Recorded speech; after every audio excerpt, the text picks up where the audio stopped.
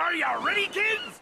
Hello, it's Employee A Million, and welcome back to SpongeComs. Today's episodes are Season 4, Episode 5, or Episode 65 overall, Selling Out and Funny Pants. And for one of the first times in this whole SpongeComs thing, they didn't both air on the same day. This has only happened a few times before. First for the Season 1 finale, which was delayed a bit, and another time was for Shanghai. They tagged on Gary Takes a Bath as Season 2 was ending, but they waited a little while to air Gary Takes a Bath on the main network. But for most episodes now, I think Nickelodeon would air one 11-minute episode 1 week or 1 day, and then the sister episode a day or a week later. It's a bit annoying and, it doesn't make it any easier to, sort the episodes, but yeah, what can you do? This all happened 18 years ago.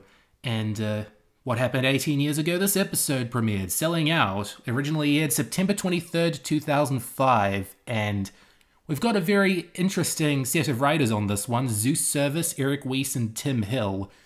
Now, all of these people had worked on SpongeBob before. They were longtime staff members. And, Eric Weiss had written a couple episodes for Season 1. And Tim Hill was one of the people who was, integral to starting SpongeBob and developing it as far back as Help wanted. And he was very prominent in Season 4 as well.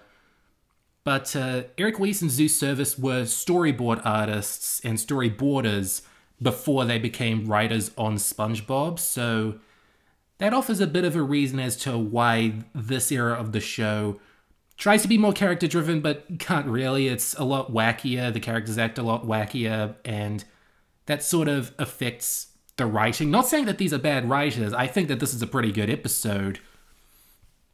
But I'm just explaining why the shift in writers and the shift in their jobs sort of changed the show on a structural level. Not necessarily structure per se, but how they used that structure to make stories changed. But Zeus joined in Season 2 and was a storyboard artist on some excellent episodes, but his writing is pretty divisive, as I'll get into as Season 4 of SpongeComs goes on. But you could also argue that this is like a passing of the torch episode, because this is also C.H. Greenblatt's final ever contribution to SpongeBob until Sponge Out of Water. He didn't write the episode or anything, but he did voice Carl, the sort of manager of Krabby-O Mondays. And C.H. Greenblatt has got a very distinct voice. You can call him Carl. That's the name of his character anyway. And that sort of, perks the episode up a bit. And I'm making this sound quite negative, but I think that this is a good episode. This is an episode that properly understands, where SpongeBob was at this point in time and kind of makes a story out of it. Even the title alone, Selling Out, is a cry for help. Let's be real here. Because Selling Out is sort of a satire of corporate homogenization, and that's super ironic given how, Nickelodeon was starting to treat SpongeBob around this time. Just keep it going, pump out more episodes. Who cares if more and more people are leaving? Kids will eat it up. And you can kind of view this episode as a cry for help in hindsight. And it's got a very, cynical, this is how things will go if, the person in charge of things leaves and other people come in and ruin this established property. And I don't think that this was intended to say anything negative about Stephen Hillenburg at all, because even though Mr. Krabs is still, very heartless and only cares about money in this episode, you still get the sense that his contribution to the Krusty Krab adds a lot to it, even if he doesn't even, get it by the end. And it's not just SpongeBob, it was also sort of what was going on at Nickelodeon around this time. Their programming started to get more streamlined, and this isn't really just nostalgia talking, because I grew up in this era of Nickelodeon, and even I could tell that, it was all getting pretty samey. They were just sort of resting on their laurels. And they still produced some pretty good shows in the mid to late 2000s, but it wasn't the golden age anymore. And coincidentally, this episode also premiered 1 year before, the president of Nickelodeon for a decade, Herb Scannell, resigned and handed things over to Saima Zagami. And she is a pretty hated president of Nickelodeon. She did a few alright things for it, but it's rare you'll find some defenders of her. Like Geraldine Laybourne and Herb Scannell both have their fans, but Saima Zagami just does not. And this episode was unfortunately quite prophetic in that sense. But enough about the cynical stuff about, the satire of things going wrong and selling out. Because there are things to enjoy about this episode. Feeling of Greed is sort of what gets this thing off to a low expectations start, because it's just a song about Mr. Krabs being greedy, which is something that's been established pretty easily already. But I guess this is just for newcomers if you decided to jump in the middle of season 4. And it fits his character well enough when you look at the composition. It's this old sea shanty that takes on the personality of Mr. Krabs' greed, and I think it would work better if it was something that he would grow out of by the end of the episode, just for this episode. The thing with Mr. Krabs episodes, even back in the pre-movie era, is that he rarely ever learned his lesson by the end. There's always some sort of I've changed my mind, or he has to really get it beaten out of him just to give off the illusion that he's learning. And Selling Out is really trying to be this big old character piece for Mr. Krabs, and it succeeds in some fronts. If you look at it as Mr. Krabs helps the Krusty Krab just by being around, and he doesn't really get it, but he's there anyway for it, then it's sweet in that sense. But they still don't really make Mr. Krabs likable enough by the end. His big motivation, his final straw, is that they've automated the cash register so he doesn't get that cha-ching sound anymore, which is funny. It is a good joke. It is a good, funny way of, getting the climax in gear. But it just doesn't really succeed in all fronts. But everything else about this episode, I really do adore. I do think that it has gotten better with time, the more, we can look back on this period in SpongeBob and what it might have been trying to say about it. I think the idea of the synthetic patties is a good one, just sort of breaking them down into their most basic form to the point that there is no, way of telling what's in them. They might still be tasty, but it's just gray slop at the end of the day. And I really do like that image of, a Krabby Patty with a bunch of gray slop in it. That's a good meme for those sorts of contexts. And it's also interesting that this is Pearl's first major appearance in season 4. They kept the scope of the cast pretty small for the first 4 episodes, but now they're starting to feature Pearl a bit more frequently, and we're going to see Sandy again in Funny Pants. But this isn't the very, very first, it's not like Pearl materialized back into existence. You had a portrait of her in the lost mattress in Mr. Krabs' room. It's a very funky looking portrait, which I like. And you do also have SpongeBob implying her while making fun of Krabs in Shell of a Man. And the animation in this episode is pretty good too. I do like the design of Krabby Mondays. It is just this very big, generic football club. It really kind of puts into perspective how homely the Krusty Krab is. But at the same time, Krabby Mondays is sort of artificially homely. Like, the backgrounds are still pretty excellent at this point. There's still a bit of, like, waviness and, dare I say, crustiness to them. But that doesn't mean the show is ugly. It just means that, it fits this underwatery, crusty look. I like Carl as a character. I think that he's one of the best things about this episode, looking back. And it's not just because C.H. Greenblatt voices him. It's that he is just this, dopey executive who actually does probably have a dark side. It's a good character, and I wish they did more with him in this episode. But what they did give him is good. I do like the human resources line. I do like how they sort of made him get to Squidward in, this uncertain, creepy way.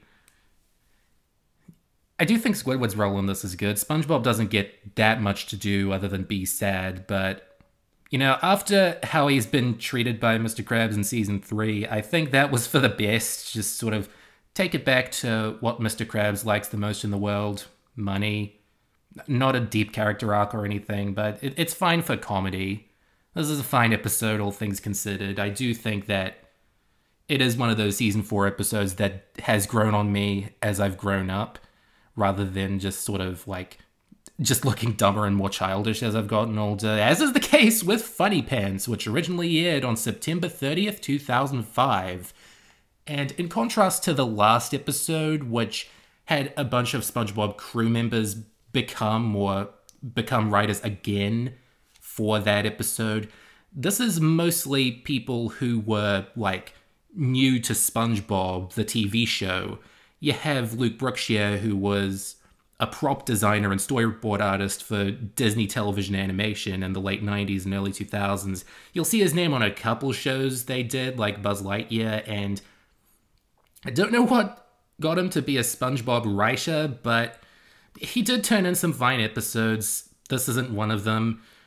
He often collaborated with Tom King in Season 4, and Tom King was a 3D animator, and, SpongeBob occasionally makes use of CGI for Patrick's Rock or the ground moving.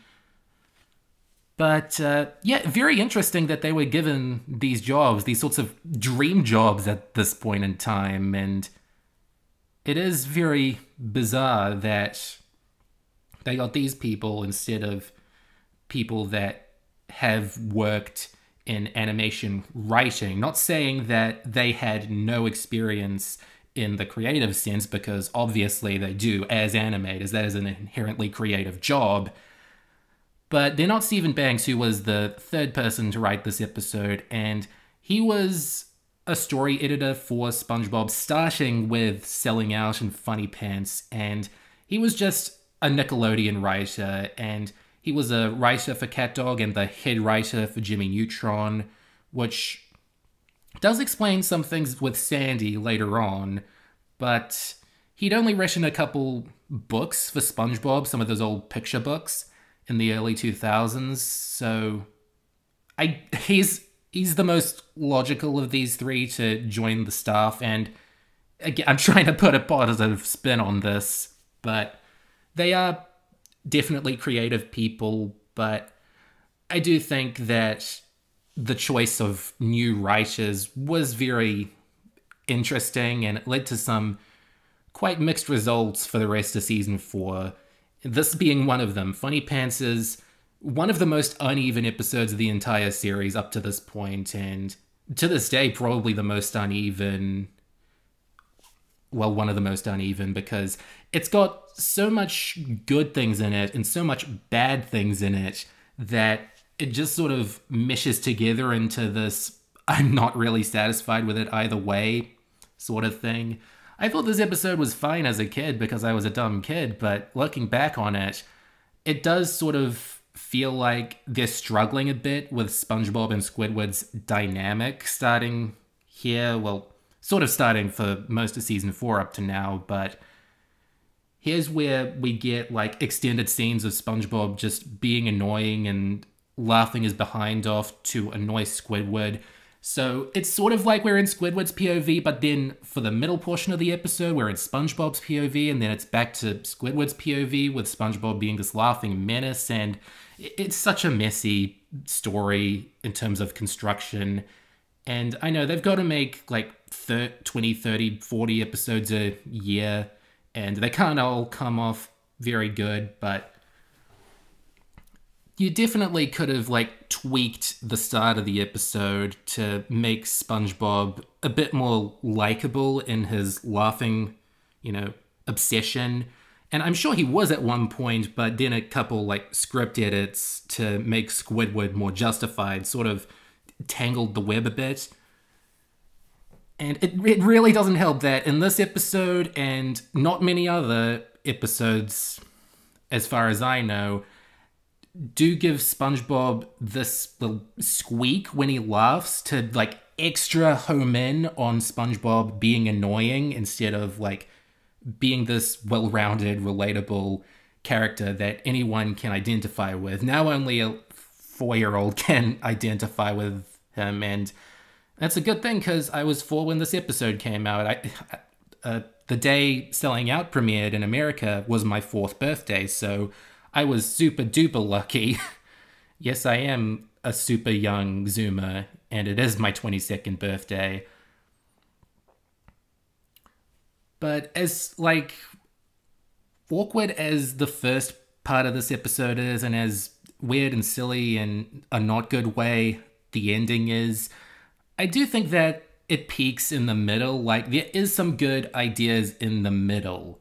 Like, it starts with Squidward, sort of teasing SpongeBob like an older sibling with the whole laugh box myth. And then you've got SpongeBob trying not to laugh, and that could have led to way more creative possibilities instead of just a bunch of, like, usual comedy things. I think Patrick slipping on a banana while, like, flapping his lips, like, that's about as stock comedy as it gets, and then it gets even more stock comedy, which is funny in its own way, but I think they could have done more with that premise instead of, like, spending so much time on SpongeBob, like, not being happy because he's apparently lost his laugh. And even then, I do think that this part of the episode is fine too, because you've got SpongeBob sort of dealing with loss, and he already dealt with loss earlier in the season with when Gary went missing. But I think this episode does have an interesting way around it of giving SpongeBob, these little vignettes with all his friends saying, "I've lost my laugh, can you help me?" And they all, like, don't help, but they are there. You've got a bit of a ensemble piece vibe forming in episodes like these that is the right direction to go, I think, with a cast as dynamic as this. And here we go. It's the transition from, like, extreme Sandy to scientist Sandy. There was only one episode in season 1 that really hinged on Sandy being a scientist, and it's good for, like, setting up that she's in Bikini Bottom as, like, for science. Why is a squirrel underwater? You got to have a reason. But for the rest of the first 3 seasons, they leaned into her extreme sports love, her affinity for karate, and in some cases, her friendliness with SpongeBob. And you've only really got Wormy after Sandy's rocket to lean in on it, and even then, Sandy's not there for the most of the thing, but with Funny Pants, her first appearance in season 4, they, like, sort of start to change Sandy into the stock scientist character instead of this sort of, like, action tomboy, and that led to some consequences with her character, but there are episodes in season 4 where karate is still what we know Sandy for, so it's not too bad yet. And I do feel like this is like Stephen Banks trying to insert a bit more Jimmy Neutron into SpongeBob. And I love Jimmy Neutron a bit, but it does get kind of strange when you've got like science like professors in the form of apes and a Fantastic Voyage plot in SpongeBob. I mean, you've got Plankton for those science stories, and there's already plenty of Plankton in this era, so Sandy kind of fell by the wayside, by season 6. Which isn't a good thing, but yeah, anything you don't like about post-movie SpongeBob, you are seeing the episodes that you can blame for that. And Funny Pants definitely has got good jokes in it. It's got, like, Sandy explaining what a laugh is. You've got the really dark and weird Iron Lung fantasy where SpongeBob is trapped with an iron lung laugh box, which, is sort of weird and creepy, but in a surreal sort of way. It kind of reminds me of the iron butt from I Had an Accident. I often misassociate the two jokes, which I think is a good sign of a season 4 joke, is reminding me of a season 3 joke, but putting its own thing on it.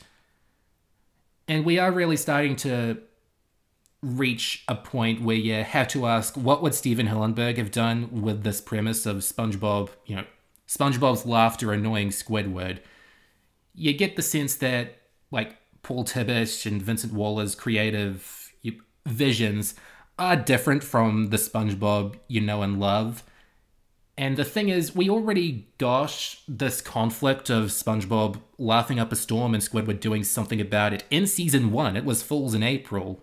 And they didn't make SpongeBob nearly as annoying in that one. They gave him good jokes like the single ice cube and his tongue coming out. Those sorts of, silly character-based things. But here it's just to hone in on how obnoxious he is. And by the episode, he hasn't really changed much. We've got Squidward, telling him that it was all a lie to get him to stop crying, which became a much bigger problem around this time. But then SpongeBob, is still laughing by the end. He hasn't really taken in that Squidward did it all to get some peace of mind. And to some extent, Squidward deserves some punishment for tricking SpongeBob, but probably not to this extent. I'm not a moral guardian, but there is something very unsatisfying about this episode, despite it having very good ideas. And that was Selling Out and Funny Pants. Last time, back when I did Skill Crane and Good Neighbors, I asked you what was your last classic episode? Where do you think it turns from classic SpongeBob into, middle era, or if you want to say dark age SpongeBob? And a lot of you gave some very good answers, very thorough answers this time. Greg Cubed gave me a whole essay about why he thinks The Cutoff is the first movie, and it's good, but I couldn't fit it on. I hearted it, so you can go see it in the last thread pretty easily. Sorry, last comment section.